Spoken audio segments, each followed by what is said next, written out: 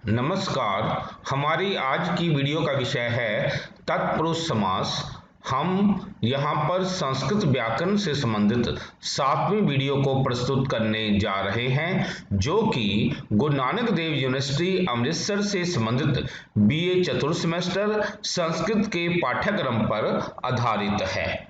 मैं डॉक्टर सलील Kumar, associate professor, आपका KRM DAV college Nakodar की ऑनलाइन डीएवी डिजिटल पाठशाला में स्वागत करता हूं। संस्कृत व्याकरण के अंतर्गत हम यहां पर तत्पुरुष समास करने जा रहे हैं, जिसके पाठ्यक्रम के अनुसार 20 अंक निर्धारित किए गए हैं। तो हम सबसे पहले समझेंगे कि समास क्या होता है।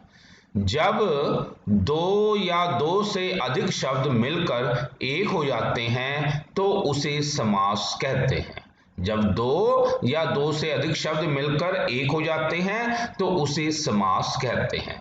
समास के मुख्यतः 4 भेद हैं: अव्ययीभाव, तत्पुरुष, द्वंद्व और बहुब्रीहि।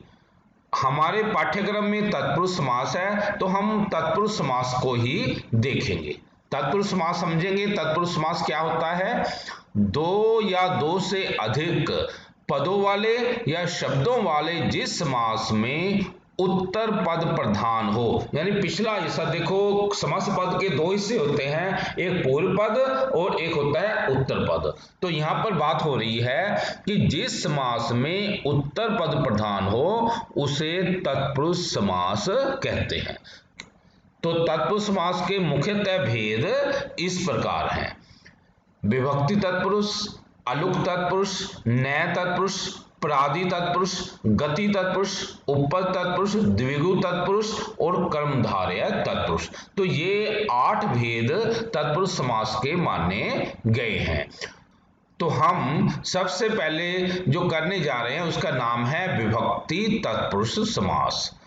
तो हम पहले तो समझते हैं कि विभक्ति तत्पुरुष से क्या अभिप्राय है। जिस तत्पुरुष समास में विभक्ति का लोप हो जाता है उसे विभक्ति तत्पुरुष समास कहते हैं। यानी कि यहाँ पर विभक्ति का लोप हो जाता है तो इसलिए उसको विभक्ति तत्पुरुष समास कहा जाता है। अब जैसे ये देखिए, नृपस्य सुता, तो जब हम इसका समस्त पद करते हैं तो ये बन जाता है नृपसुता। नृपस्य सुता यानी कि ये बनेगा नृपसुता। यहाँ पर 6वीं विभक्ति का लोप हो गया है, यहाँ पर 6ठी विभक्ति का लोप हुआ है। आगे है सुखम प्राप्त।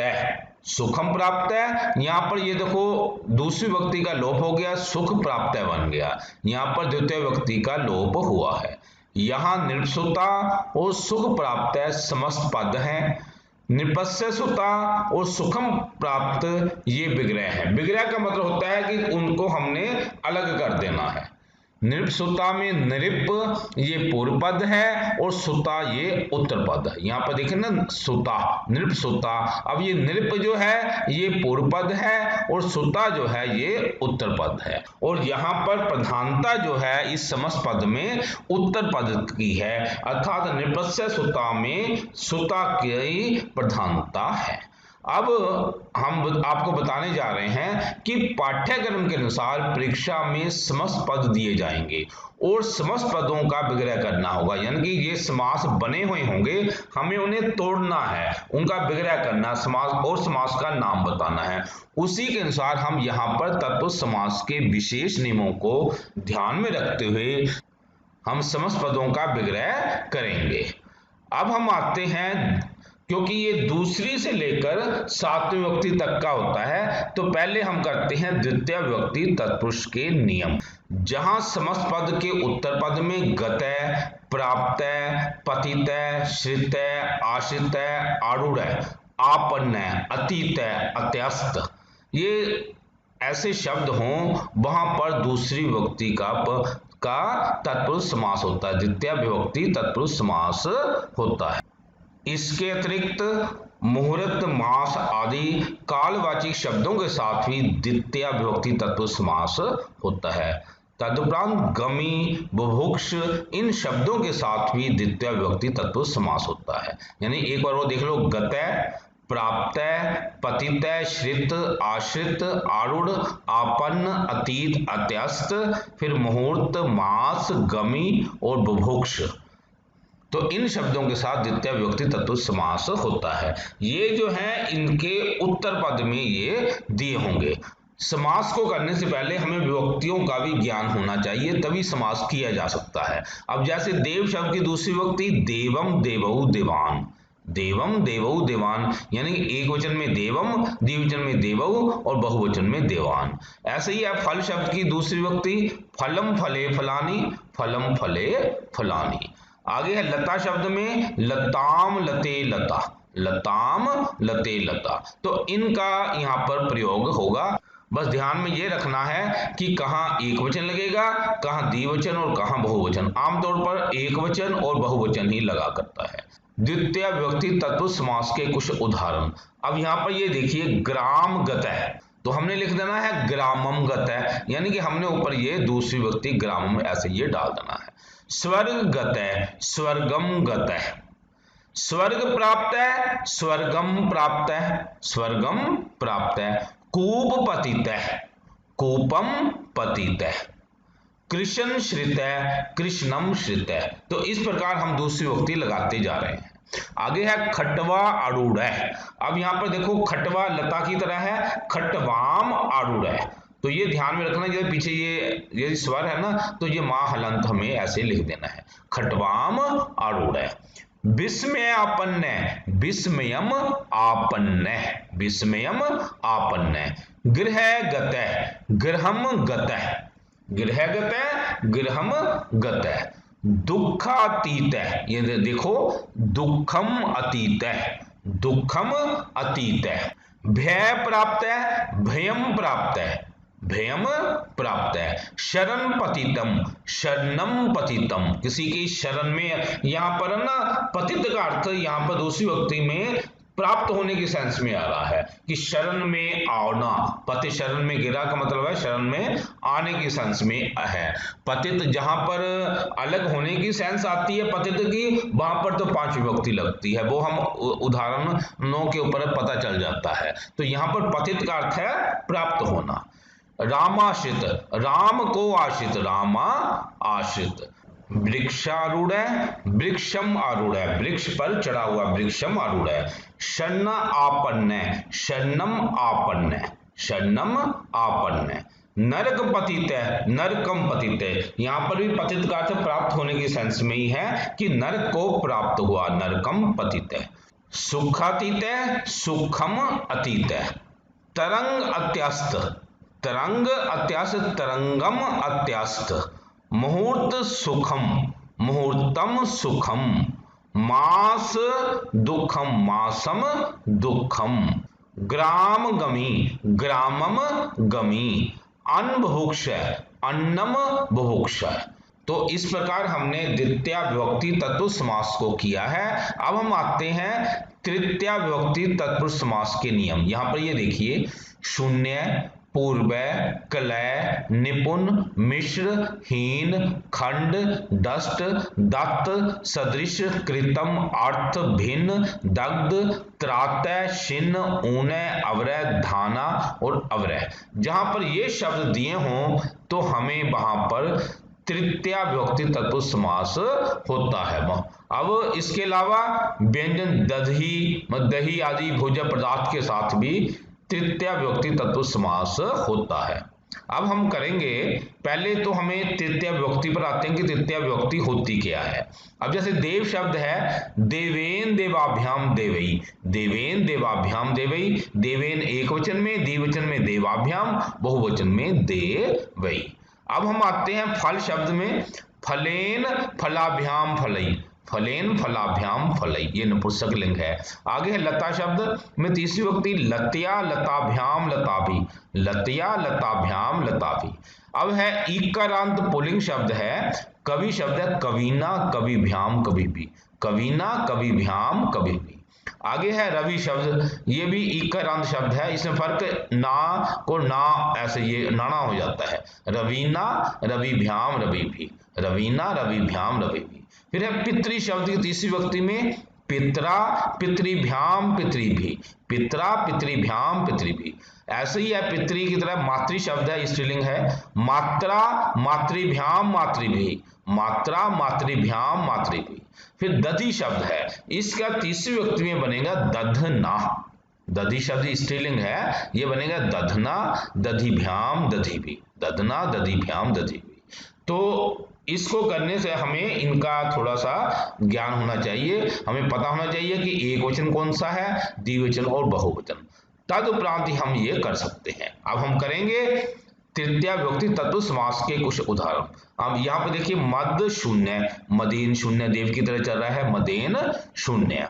मास पूर्व, मासेन पूर्व। गुड मिश्र, गुडेन मिश्र। धनहीन, धनेन हीन। शंकुला खंड, शंकुल्या खंड, शंकुल्या खंड। अहिदष्ट, अहिना दष्ट, अहिना दष्ट। हरिदत्त, हरिना दत्त, हरिना दत्त। मातृ सदृश, मात्रा सदृश, मात्रा सदृश। मासोन, मासेन ऊर्ण, मासेन ऊर्ण। मासेन बिकल, मासेन बिकल। दधना ओदना, यानी कि दही मिले हुए चावल, दधना उपसिक्त ओदन। दधना ओदन भी लिख दोगे तो भी गलत नहीं है, पर ये ऐसा ही लिखा होता है, दधना उपसिक्त ओदन, दही मिले हुए चावल। आगे है शोरोदन, शिरेन उपसिक्त ओदन, दूध में मिले हुए चावल यानी कि खीर, मतलब शिरोदन है, शिरेन उपसिक्त ओदन है। शिरेन ओदन लिख दोगे तो भी गलत नहीं है, शिरेन उपसिक्त ओदन है। खड्ड हतः, तलवार के द्वारा मारा गया हतः, खड्डेन हतः। राम कृतः, रामेन कृतम। धान्यार्थ, धान्येन अर्थ है, धान्यार्थ धान्येन अर्थ है। नख भिन्न, नखई भिन्न। अब यहाँ पर देखो बहुवचन हमें लगाना पड़ेगा, नाखूनों के द्वारा भेदा गया। एक वचन भी लगा देंगे थोड़ा अजीब सा लगता है, गलत नहीं है वैसे भी, यदि हम लिख देंगे ना नखीन भिन्न तो भी गलत नहीं है, लेकिन चाहिए यहाँ पर बहुवचन ही। विद्याहीन, विद्याहीन, विद्याहीन, विद्याहीन। आगे है अग्निदग्ध है, अग्निना दग्ध है, अग्निदग्ध है, अग्निना दग्ध है। हरित्रात, हरिना त्रात। रक्त लिप्त, रक्तेन लिप्त, रक्त से भरा हुआ। असी छिन्न, असीना छिन्न, असीना छिन्न। जहां पर ये छह होता है ना, चा फालतू जुड़ जाएगा तय संधि के लिए, तो जब हम अलग करते हैं तो चा ये उड़ा देते हैं हम। असीना छिन्न, असी शब्द की तीसरी विभक्ति असीना। तत्पश्चात पितृ सदृश है, पित्रा सदृश है। मासावर, मासेन अवरय, मासावर, मासेन अवरय। गुड धाना, गुडेन धाना। पितृ समय, पित्रा समय।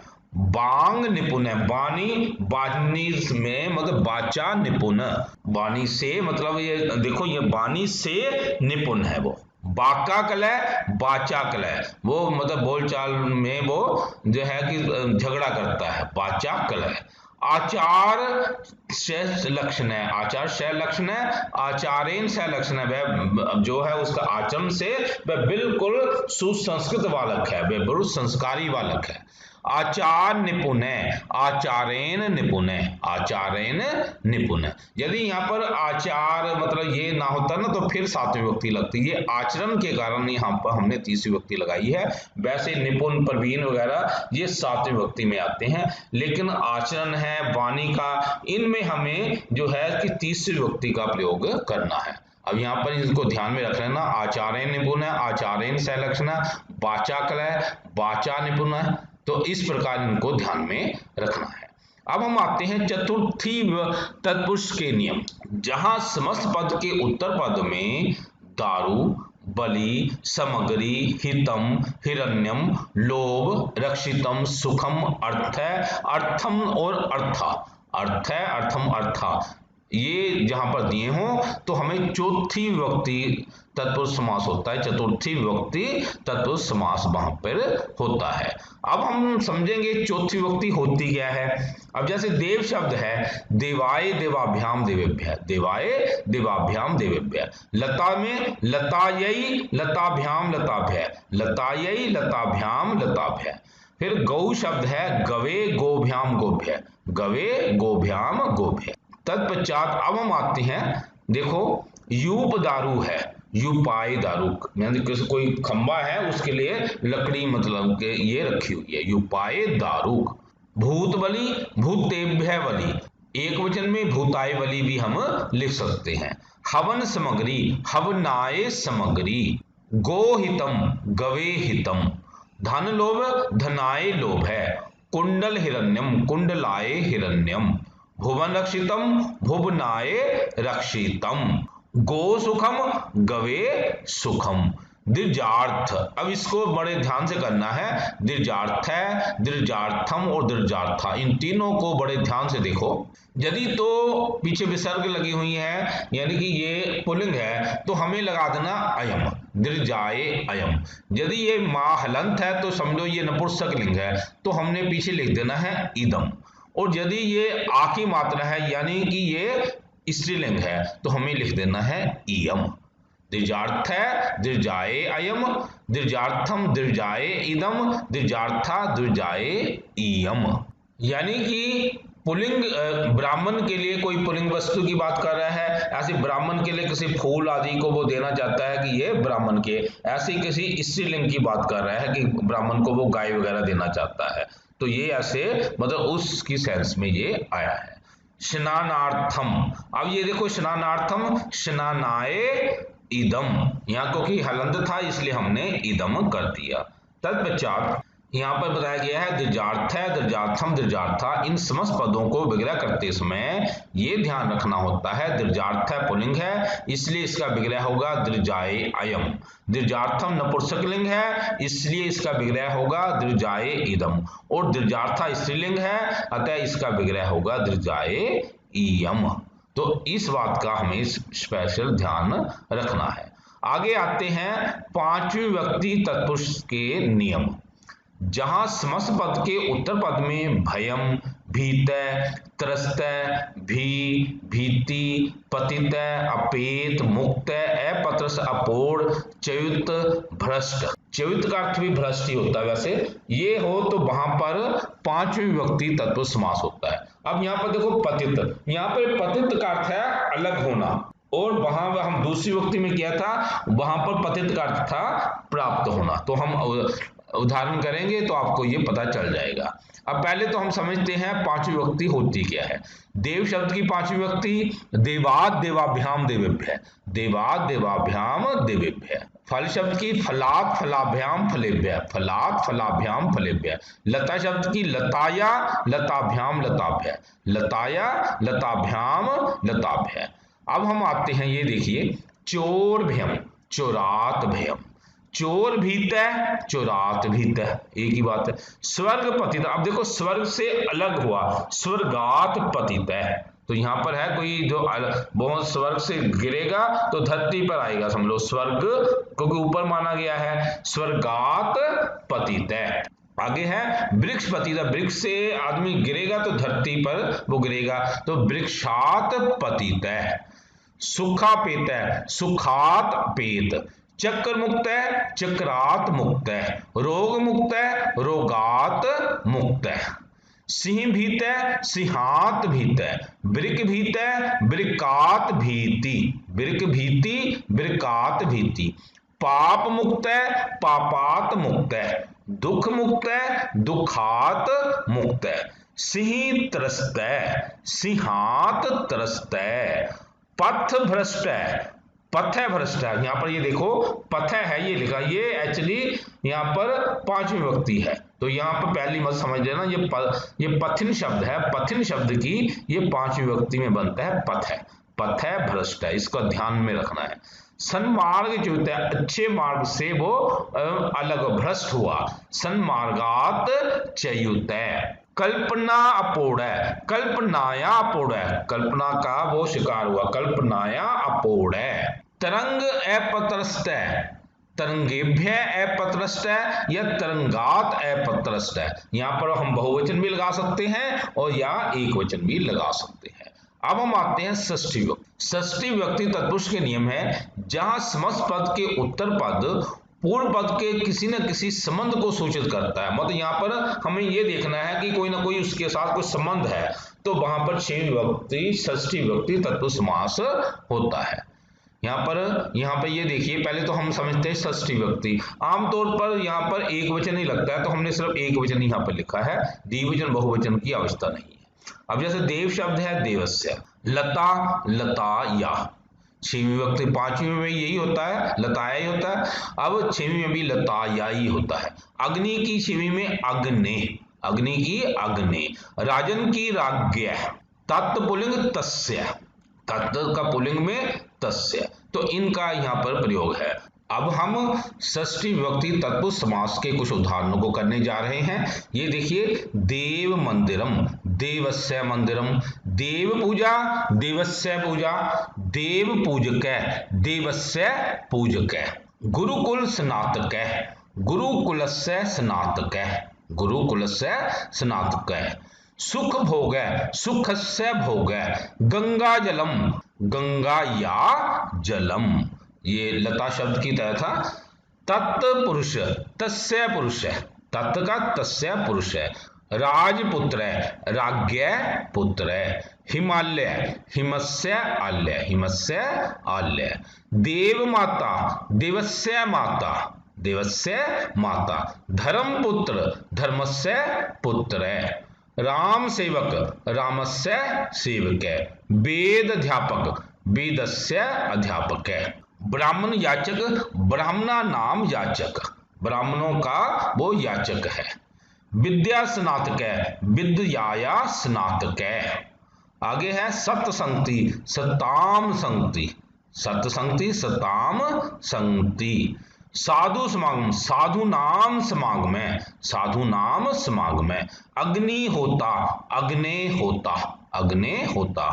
राज परिचायक, राज्ञ परिचायक।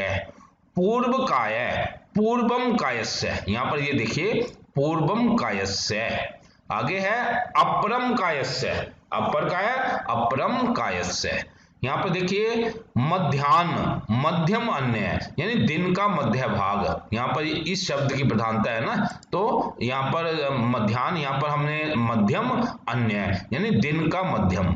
ऐसे ही है अपराह्न, अपरम अन्य, दिन का पिछला हिस्सा, दिन का जो है अब वो तो था ना मध्यम, ये है अपराह्न, यानी कि दोपहर के बाद, अपरम अन्य। आगे है अर्ध पिपली, अर्ध पिपलया, अर्धम पिपलया। मास तरयम, यहां पर ये देखिए मासा नाम तरयम, मासा नाम तरयम, 3 मास मतलब। सज्जन आदर है, सज्जना नाम आदर है, सज्जनों का आदर। तो इस प्रकार हमने ये षष्ठी विभक्ति को किया है। अब हम आते हैं सातवीं विभक्ति तत्पुरुष के नियम, जहां समस्त पद के उत्तर पद में सिद्ध, निपुण, प्रवीण, कुशल, पंडित, धूर्त, पटु, कितव, सिद्ध, मंडूक, बंध, अधीन, देयम, पाक, शुष्क आदि हों, वह सातवीं विभक्ति तत्पुरुष समास होता है। अब पहले तो हम समझेंगे सातवीं विभक्ति का। देव की देवे, देवियो, देवेशु। फल शब्द की फले, फलियो, फलेशु।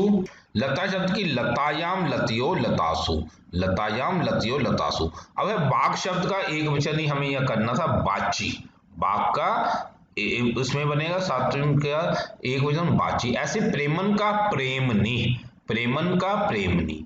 ऐसे स्थाली, स्थालियाम, देगची को कहते हैं जो बहुत बहुत बड़ी सी वो हांडी टाइप होती है, बहुत बड़ी सी, उसमें कहते हैं स्थाल्या, स्थाली इसको बोलते हैं।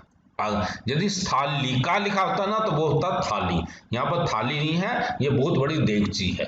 आगे है, तो अब हम करने जा रहे हैं सप्तमी विभक्ति तत्पुरुष समास के कुछ उदाहरण।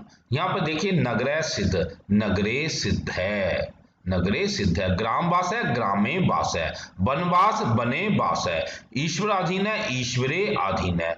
मध्यांतर, यहाँ पर देखिए मध्य अंतर, मध्यांतर मीन मध्य अंतर। पुष्प संवित, पुष्पेशु संवित, फूलों से मतलब लपेटा हुआ, पुष्पेशु संवित। कूप मंडूक है, कूपे मंडूक, कुएं का मेंढक मतलब कूपे मंडूक है। फिर है द्यूत कितव, जुए में वो प्रवीण है, द्यूते कितव। अक्ष शोंड, वह पासों खेलने में वो प्रवीण है, अक्षेशु शोंड। कला प्रवीण है, कलायाम प्रवीण है, कलायाम प्रवीण है। नगर सिद्ध है, नगरे सिद्ध है। स्थाली पाक्य, स्थाल्याम पाक्य, देगची में पकाया गया, स्थाली में पकाया गया। बाक पटु, बाची पटु। आतप शुष्क, आतपे शुष्क, धूप में सुखाया हुआ। स्वर्गवास है, स्वर्गे वास है, स्वर्गवास है, स्वर्गे वास है। चक्रबंध है, चक्रे बंध है। न्याय निपुण है, न्याय निपुण है। मास देयम, मासे देयम। अक्ष कुशल है, अक्षेशु कुशल है। विद्या कुशल है, विद्यायाम कुशल है। सभा पंडित, सभायाम पंडित, सभायाम पंडित। प्रेम धूर्त है, प्रेम नी धूर्त है, प्रेम नी धूर्त है।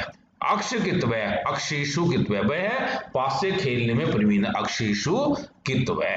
तो इस प्रकार हमने दूसरी विभक्ति से लेकर सातवीं विभक्ति तक के ये विभक्ति तत्पुरुष समासों को कर लिया है। अब हम इनकी अभ्यास माला पर आएंगे। यहाँ पर कुछ मिश्रित उदाहरण है दूसरी से लेकर सातवीं तक के। ये देखिए, कृष्ण श्रित है, कृष्णम श्रित है, द्वितीय विभक्ति तत्पुरुष। राज पुरुष है, राज्ञ पुरुष है, षष्ठी विभक्ति तत्पुरुष। आगे है पितृ समय, पित्रा समय, तृतीय विभक्ति तत्पुरुष। फिर है चोर भ्यम, चोरात भ्यम, पंचमी विभक्ति तत्पुरुष। नदी जलम, नद्या जलम, षष्ठी विभक्ति तत्पुरुष। नदी जलम, नद्या जलम, षष्ठी विभक्ति तत्पुरुष समास। गृह गत, गृहम गत, द्वितीय विभक्ति तत्पुरुष। ग्राम वास है, ग्रामे वास है, सप्तमी विभक्ति तत्पुरुष। स्वर्ग पतित है, स्वर्गात पतित है, पंचमी विभक्ति तत्पुरुष। तो इस प्रकार हम ये ऐसे ये कर रहे हैं। नरक पतित है, नरकम पतित है, नरक पतित है, नरकम पतित है, द्वितीय विभक्ति तत्पुरुष समास। फिर है हिमालय, हिमस्य आलय, द्वितीय विभक्ति तत्पुरुष। हरित्रात है, हरिनाथ रात है, तृतीय विभक्ति तत्पुरुष। स्थाली पक्व, स्थाल्याम पक्व, सप्तमी विभक्ति तत्पुरुष।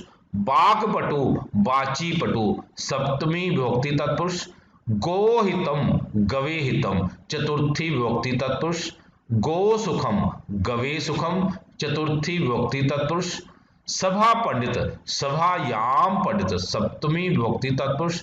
भूतवली, भूतेभ्य वली, चतुर्थी विभक्ति तत्पुरुष। क्लेश मुक्त है, क्लेशात मुक्त है, पंचमी विभक्ति तत्पुरुष। कर्म कुशल है, कर्मणी कुशल है, सप्तमी विभक्ति तत्पुरुष। अहि दष्ट है, अहिना दष्ट है, तृतीय विभक्ति तत्पुरुष। दुखातीत है, दुखम अतीत है, द्वितीय विभक्ति तत्पुरुष। विद्याहीन है, विद्याहीन है, तृतीय विभक्ति तत्पुरुष। रन कुशल है, रने कुशल है, सप्तमी विभक्ति तत्पुरुष। वृक्ष पतित है, वृक्षात पतित है, पंचमी विभक्ति तत्पुरुष।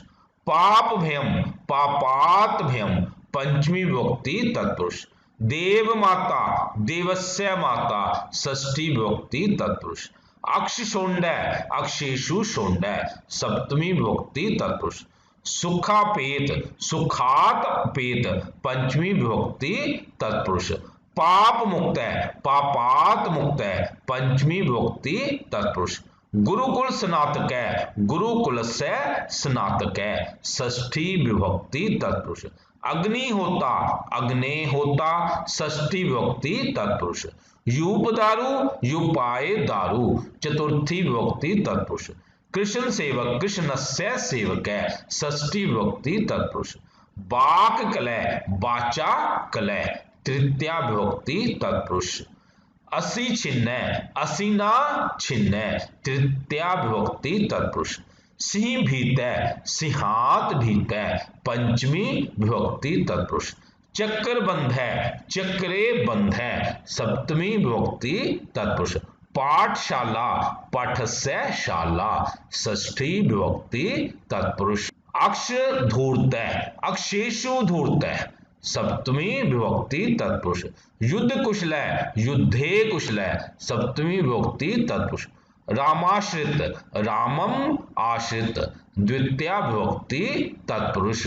नीति निपुण नीतो निपुणः नीतो निपुणः सप्तमी विभक्ति तत्पुरुष। रणधीर रणे धीरः सप्तमी विभक्ति तत्पुरुष। गो रक्षितम गवे रक्षितम चतुर्थी विभक्ति तत्पुरुष। कला कुशल कलायाम कुशल सप्तमी विभक्ति तत्पुरुष। खड्ड हतः खड्डेन हतः तृतीया विभक्ति तत्पुरुष। धन लोभः धनाय लोभः चतुर्थी विभक्ति तत्पुरुष। तरंग अपत्रस्त तरंगात अपत्रस्तः पंचमी विभक्ति तत्पुरुष समास।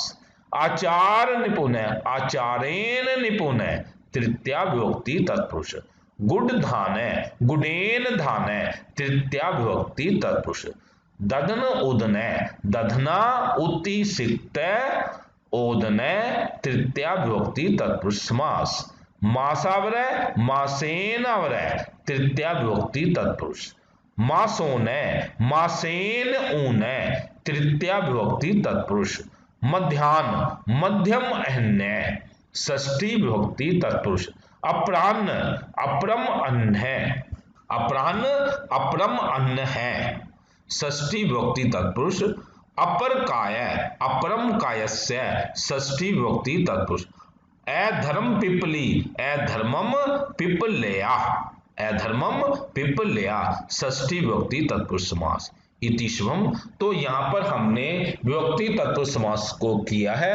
अब हम इससे अगली वीडियो में अगले जो तत्पुरुष समास के अगले भेद को करेंगे। प्रिय साथियों, यदि आपको ये वीडियो पसंद आया हो तो कृपया लाइक कमेंट और शेयर अवश्य करें। यदि आपका कोई सुझाव हो तो कृपया हमारे व्हाट्सएप नंबर 9417347739 पर सुझाव लिखिए। कृपया हमारे चैनल सलील कुमार राजपूत को सब्सक्राइब भी करें। धन्यवाद।